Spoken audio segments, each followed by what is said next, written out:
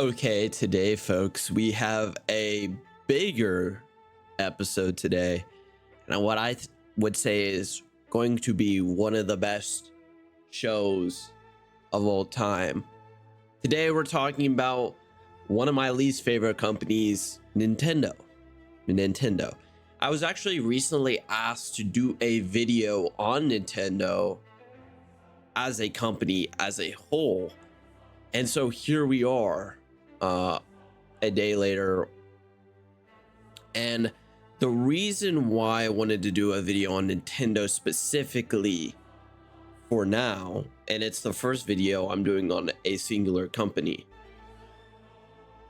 While I hate EA, while I hate Ubisoft, while I hate 2K as companies, I don't have particularly a special vendetta against them. Now, on the other hand, Nintendo, I do not like Nintendo. I have never liked Nintendo as a company. I've always viewed them as kind of the definition of corporate greed in the gaming space.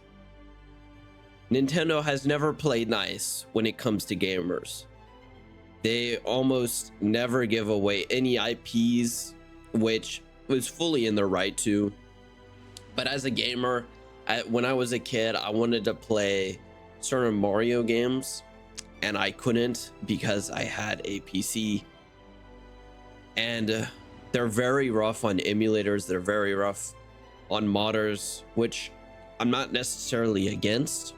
The emulation part, I am against the anti-modding, the anti-fan support.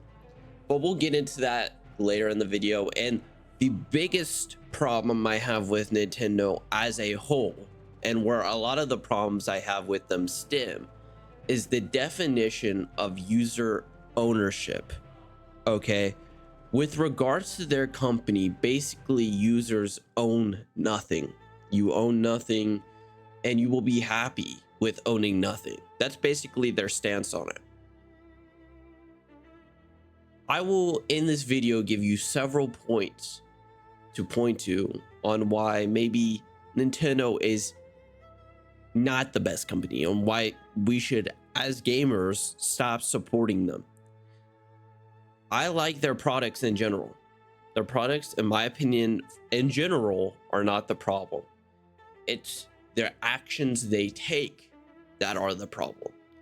And this is different from EA, Ubisoft, and 2K, because those companies, I do have a problem with the product, and I do have a problem with the company, but to the extent that I have the problem with Nintendo as a company is not the same.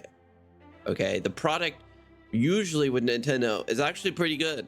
I'm not gonna lie, it is pretty good, but the Nintendo's attitude in the market is what I have a problem with. Starting off with the first problem I have with them, which is aggressive console breaking. If you don't know what console breaking is, it's basically the idea that they can remotely turn off your console if they detect something incorrect with it. So Switch 2 firmware basically detects emulators, mods, hardware clone cartridges. Bans will ensue due to that, or they will break your console. Even if you're a secondhand game buyer, that is punishable by breaking. If you try to mod your console that you bought with your own money, that you now own, if you try to mod it, you may be punished. Now, back in July 2025, there's actually a lawsuit filed over this. So Nintendo is currently in court over this idea of aggressive console breaking, and you will see that Nintendo likes to litigate. They are in court over many things, and that I want to make sure that you know this. Big companies tend to be in litigation battles all the time, but for some reason, we'll get into the reason in a bit, mainly being anti-fan, Nintendo seems to have a lot of litigation cases, not against other companies, but against their own fans. or vice versa, the fans against the company. And that just comes down to the idea that Nintendo is kind of a shitty company when it comes to supporting their fans. They don't really give a fuck about you.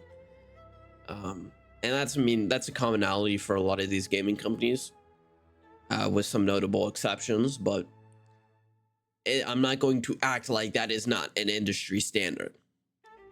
The next point I would like to draw y'all's attention to is patenting certain gaming mechanics. And I'm not against patents in a free market. I'm against the idea of how they're using patents. So basically, they secure patents for certain mechanics, like character summoning, which is insane to me that they got that through in the legal court. But I guess they basically abuse the fact that judges are not the smartest when it comes to video game rulings, because maybe they didn't grow up with video games and they don't fully understand them. But basically, they use the idea that character summoning is a patent now, with and Pokemon and other certain Pokemon related features, and they use this litigation to now litigate against Palworld and other indie game studios. This basically, what this does is it stifles innovation within the gaming scene, and it kind of creates a monopoly in gaming, because they're not patenting the way in which they're doing character summoning. Okay, they're patenting the idea of character summoning. So now gaming companies, instead of calling it character summoning, they have to come up with a whole nother term, okay, for character summoning in games. And I'm against that idea, because here's my opinion on it, right? You should obviously be able to patent the way in which you do character summoning, but not the idea of character summoning within games. Okay, and if you want to look up the patent for yourself, the patent is patent number 12403-397. I'm not going to say it like the whole patent number. I guess I could. It's patent number 12,403,397,000. So or I said that wrong, but that's besides the point. Yeah, I don't think it's a good patent, and I think it's a overall bad patent, and I think it'll affect the industry in a harmful way going forward. The next thing I would like to say is EULA bans in their class action lawsuit. So basically, their user license agreement. Okay, this is what you sign when you want to use the product that the company sells. You sign over your rights to do certain things in order to be allowed to use the product that they've designed. And I'm not against EULAs in their entirety, but what I am against is kind of their forced arbitration and blocking of collective lawsuits over certain defects in products, which, as you may know, is anti-consumer, which I'm generally against, and also anti-user, which I am definitely against. So what do I mean by this? Well, to get back on my previous point of why I'm against anti-user is because I fight for the users. Put it in the meme. Editor, please. I'm talking to the editor in third person like I'm not the editor of this video. But basically, if you want the details on this, I have the dispute with section 16, and it's actually over dispute resolution, binding individual arbitration, class action waiver. But here's basically the core language straight from Nintendo's official EULA update. Quote, this arbitration provision precludes you and Nintendo from suing in court, having a trial by jury, or participating in a class action. you and Nintendo agree that arbitration will be solely on an individual basis and not a class arbitration. Class action or any other kind of representative proceeding. Now, why do I have a problem with this? Well, it's simple. Individuals cannot litigate as the usual individual can, or the average individual cannot litigate as easily in a individual stance as they can in a group sense, right? And I view this EULA as definitely anti-consumer, and I would say it's a predatory anti-consumer EULA, honestly. I don't think this should be allowed, because you're basically saying that I'm signing over my basic rights within a country over to Nintendo. We're signing it away, which, like, you should not, as a customer, in order to use a product, because they basically operate within a monopoly because of how private they are about their IP, which, well, within their right.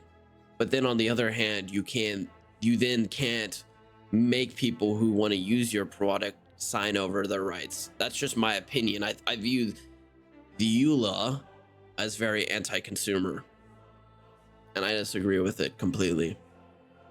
The next thing I would like to talk about when it comes to Nintendo is their high game prices and their retro paywalls. Not saying the other companies don't do this, I'm just saying Nintendo's the king of this. Switch 2 titles can start at not over $90 now. For example, Mario Kart World. And Retroport remasters are over $60+. Okay, so think Super Mario Galaxy bundle. I would criticize this as being overtly greedy, and I would say to not buy titles at $90. I would say to not buy titles at $80. Yes, games are becoming more expensive to make. Does not mean that you as a consumer should still spend that money. Okay. You know, I don't think there's any reason why Nintendo should be selling games at $90 when all other AAA studios were fine with the $70 increase. This is what I have to get back to price levels, okay? Nintendo is basically testing the waters. They're dipping their toes into this idea of a $90 price level. If Nintendo succeeds at this $90 price level, other game companies are going to follow suit. And if you think otherwise, you are being dumb, you are being idiotic, you are being ignorant to the fact of the general overall market and how free market economies work.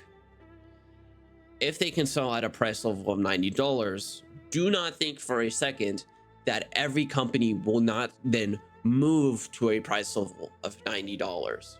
Nintendo will keep raising price level until their consumers do not buy at said price level. But I will say this within the Nintendo fan community.